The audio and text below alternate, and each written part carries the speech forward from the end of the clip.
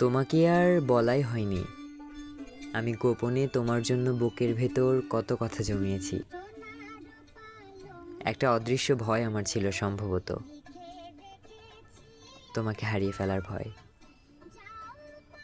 সেই ভয় আমাকে এমনভাবে তাড়া করলো, তোমাকেই হারিয়ে ফেললাম।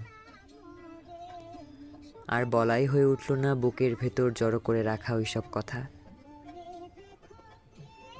আমি শুধু ভেবেছি তুমি সব বুঝবে, খোলা বইয়ের মতো তুমি একদিন আমায় পড়ে ফেলবে।